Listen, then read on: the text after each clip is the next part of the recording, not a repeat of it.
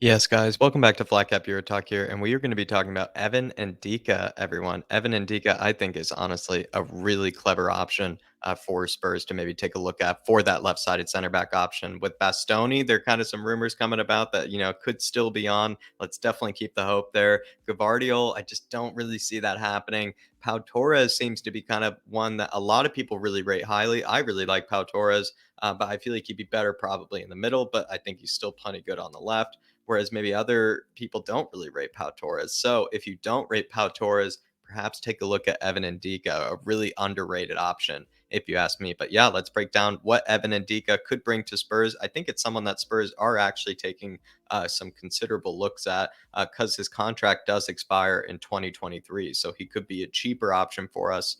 And he also just won the Europa League, as we know, for Eintracht Frankfurt, playing as a left sided center back in that back three for Oliver Glasner's team. But in his 2021-22 season for the Bundesliga, played 32 matches. He played a ton of minutes as well, and he had 4 goals and 4 assists. And I must say, there are some really interesting goals and assists. Some of them are some spectacular headers. Some of them are some really, kind of scrappy sort of goals and with really good finishes. I mean, it was some pretty interesting goals. The assists as well were all very different. Some were some crosses, some were some random headers that led to an assist. Others were, long ball that somehow ended up being a goal. So he did kind of get some pretty lucky goals and assists, but I would say they were still pretty impressive.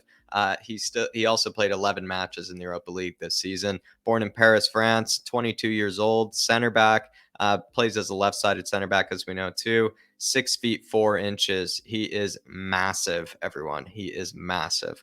Left-footed. I think his French youth club was Algeria, I think maybe how you would say it, and he's 28.8 million pounds according to Transfermarkt, and his contract goes up in 2023. Everybody, so I think a really good cheap option for Spurs to take a look at. If we're going to compare all of his, let's compare all of his stats to all of the center backs in Europe's top 5 leagues. So these are his per 90 stats being compared to every center back across Europe's top 5 leagues. When it comes to tackles 1 per 90, he's in the top 15th percentile. Dribblers tackled, which would be just any sort of kind of moment you're one on one with the dribbler, or he gets 1.15 there per 90, puts him in the top 6th percentile. Percentage of dribblers tackled, that's a great metric for, looking at, kind of a one on one sort of situation for, a defender, and he's in the top 23 percentile there. Blocks per 90, he gets about 2.45. He's in the top 5th percentile of all center backs in Europe.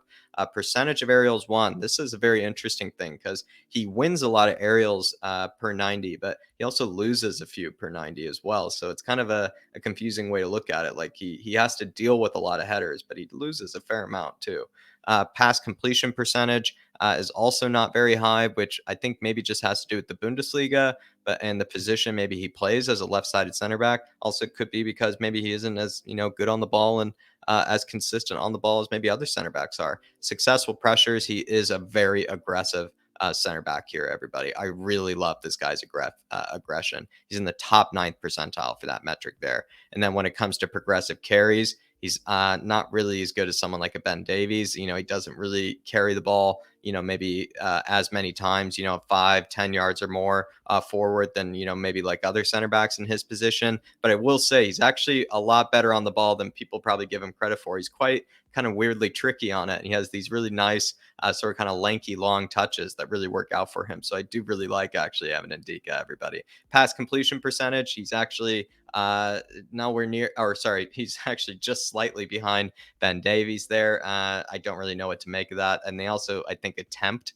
the around the same amount of passes per 90 as well. So they're probably quite similar in terms of their accuracy. Progressive passes, Ben Davies playing more there. Passes under pressure, and Ndicka is definitely completing more passes under pressure. That probably also has to do with the fact that he's in the Bundesliga, which is a much more high pressure league, with how teams try to overwhelm you. Progressive carries, Ben Davies much higher there and probably a bit better there because Ben Davies is very good at just getting the ball forward very quickly. Evan Ndicka is a very kind of tricky dribbler at times, but I don't know if he's going to be as efficient at, kind of getting the ball forward as Ben Davies. I could be wrong though about that. Aerial win percentage, he's winning about 63% of his aerials, where Ben Davies winning 61%. But Evan Ndicka does have to deal with a lot more aerials than Ben Davies does. And then also tackles and interceptions. Evan Ndicka is a bit higher there, but they're kind of only just one, it's only one higher, so maybe it's just an interception or a tackle more. But Evan Ndicka, I would say, is probably a more powerful defender than Ben Davies. And when it comes to, just the way that they defend, Ben Davies, I think, kind of pokes the ball away from players, where Evan Ndicka kind of really sits people down. I would really suggest everybody take a look at his highlights. He really just sits people down. Percentage of dribblers tackled, he's also, again, just to kind of prove the one-on-one sort of situations, he's much better than Ben Davies. Ben Davies only winning 35% of, his one-on-one situations were dribblers, where Evan Ndicka winning over half of them. So I think that's a good metric to take a look at. What I really like about Evan Ndicka is sort of kind of, his defending attributes. I think he's probably a better defender than the likes of Ben Davies. He's probably a better defender than the other player we'll take a look at, Kineke. Might be even a better defender than PAU Torres. When it comes to, though, the ability in possession, the ability on the ball, I don't really know. Like Evan Ndicka, he's done actually some crazy things on the ball I've seen before, where he's made some wild touches that I never thought he was capable of. But, kind of the underlying numbers suggest that maybe he isn't as good on the ball as maybe some other center backs we're going to take a look at. But defensively, I think he's just as good as the others. He's super powerful, super strong, really sits people down, plays really aggressive as well, and wins the ball high up the pitch, which is another good thing to see as well. So it means he can kind of cover a huge range. Which is always something that you want to have as maybe that left-sided center back. He has good recovery pace. I really like him. He seems to be a clever sort of player for Spurs to take a look at. A lot of people on this channel really like Evan Ndicka as well. So do let me know in the comments, everybody, whether you think he'd probably be kind of the best third option for Spurs, because that's what he really is kind of the third option for Spurs after Gavardiol and after Bastoni. So if it weren't Bastoni or Gavardiol, is it Evan Ndicka? Is it not Pau Torres? Is it Evan Ndicka? I think that's what I'm even going to title the video. Who would you rather have, Pau Torres or Evan Ndicka? Let me know, especially for that left-sided center back position of mine. Maybe right now, out of recency bias and whatnot, I'd probably go for Evan Ndicka, but I'd be happily convinced, especially because I know people like Zoe in the comments always make good arguments about Pau Torres. But do let me know, everybody, what you think between the two. Feel free to leave a super thanks if you want to support the channel. Hit that like button on your way out. And as always, everybody, I will be seeing you.